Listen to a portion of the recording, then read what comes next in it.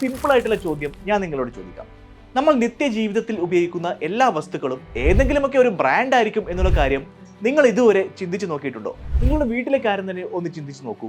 എപ്പോഴെങ്കിലും എവിടെയെങ്കിലും ഒക്കെ ആയിട്ട് ബജാജ് നിങ്ങളുടെ ജീവിതത്തിന്റെ ഒരു ഭാഗമായിരുന്നിരിക്കാം.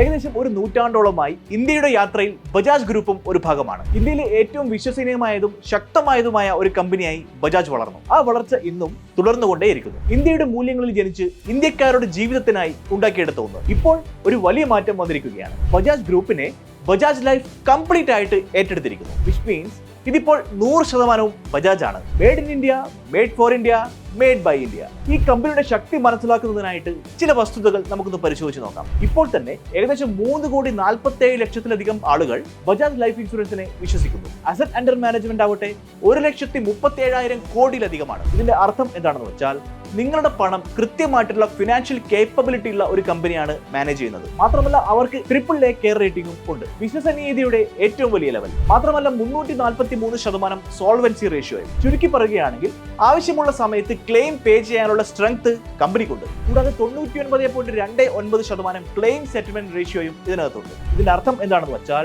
100 ക്ലെയിമുകളിൽ 99 ക്ലെയിമുകളും സെറ്റിൽഡ് ആണ്. നിങ്ങളുടെ ഗോളുകൾ നിങ്ങൾക്ക് വിശ്വസിക്കാൻ പറ്റുന്ന ഒരു പാർട്ണറെ അർഹിക്കുന്നു. കൃത്യമായിട്ടുള്ള പാരമ്പര്യമുള്ള ആ പാരമ്പര്യം ശക്തിയോടെ തുടർന്നു കൊണ്ടുപോകുന്ന ഒന്ന്. നിങ്ങളുടെ ജീവിത ലക്ഷ്യത്തിലേക്കുള്ള യാത്ര ആരംഭിക്കുന്നതിനായിട്ട് ലൈഫ് എന്ന് കമന്റ് ചെയ്യൂ.